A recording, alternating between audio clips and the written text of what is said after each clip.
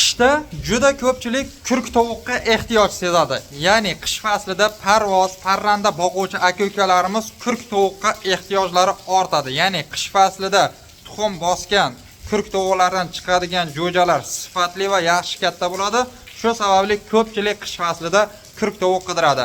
Endi bu muammoni bartaraf qilish mumkin. Ya'ni bugungi mavzuyimizda qanday qilib tovuqlarni uy sharoitida kurk qilish mumkin shu haqida bo'lib o'tadi. Videomiz yoqsa albatta like deb bosib, kanalimizga yangilar kanalimizga obuna bo'lib qo'ying. Va nihoyat mana ko'rishinglar mumkin, Farg'onada yomg'ir. Juda ko'pchilik, ya'ni o'tgan hafta juma kuni ham jumada so'raldi, ya'ni Xudodan yomg'ir, mana yomg'ir yog'di va nihoyat havolar tozalanib, toza havo mazza qilib nafas olyapmiz. Xo'p, bo'lmasam mavzudan chetga chiqmagan holda biz videoni boshladik. Birinchi navbatda nimaga e'tibor berish kerak? Kurk tovuq tanlayotganda imkon darajasida tovuqlarni tulak makonlarini tanlab olishingiz kerak. Ya'ni tulak makonda o'z-o'zidan bilamiz, onalik instinkti yuqori bo'ladi va iloji boricha o'zingizda eski kurk bo'lib yurgan tovuqlaringiz bo'lsa agar ishonchli bo'ladi.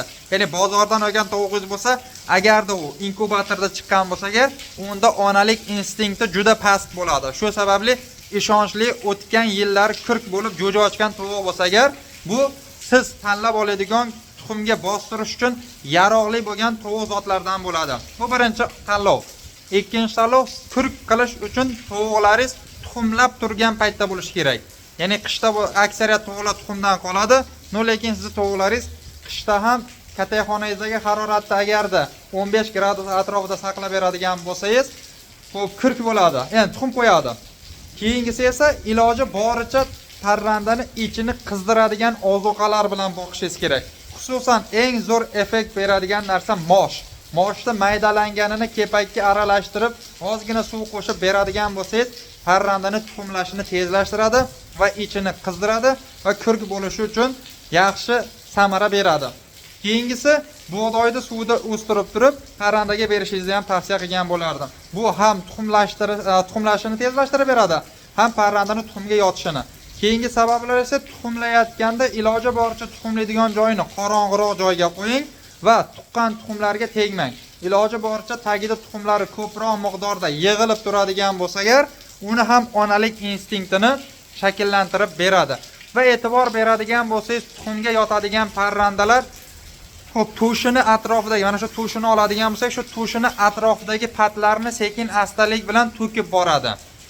Ya'ni tovuqni teskari holatda tushini atrofidagi patlarni ohistalik bilan ushlab ko'radigan bo'lsangiz, yumshoq holatga kelib qoladi. Bilingki, o'sha parrandangiz kurk bo'lishga tayyor bo'lyapti.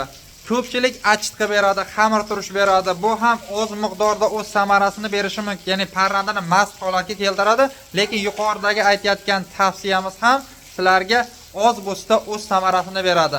Lekin shunga amal qiling, albatta onalik instinkti bor parrandani tanlab olishingizni tavsiya qilgan bo'lardim.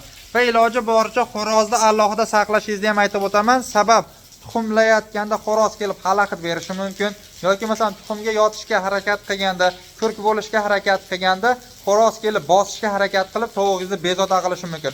Shu sababli iloji boricha kichkinaroq joy va tuxumlaydigan joy qorong'iroq holatda bo'lsa, albatta biz aytgan tavsiyalar o'z samarasini beradi. Xo'p, keyin tovuq orqali ham biznes qilish mumkin. Eng zo'ri hozirga aytganimga, xo'p, yaponskiy tovuqlar. Onalik instinkti juda yuqori bo'ladi. Oddiy o'zimizning jaydariga qaraganda yaponskiylarning effekti juda katta bo'ladi. Shu effekti zo'r kurk bo'lish uchun siz iloji boricha 10-15 ta yaponskiylarni olib ham xuddi shu tavsiyalarga amal qilib turib kurk qilib, hozirgi paytda 250-300 ming so'mgacha sotishingiz mumkin. Bozorda esa bir dona yaponskiy tovug'imiz 60 ming so'm, rosa ortib ketsa 70 ming so'm sotilyapti. Boring 30 ming so'mlik rasxot qilsangiz 100 mingga sotadi, lekin bemalol 250-300 mingga sota olasiz. Ya'ni bitta tovuqdan 150 ming so'm, 200 ming so'm sof foydangiz bor. Sizlarga taqdim etadigan video roligimiz va ma'lumotimiz shundan iborat edi.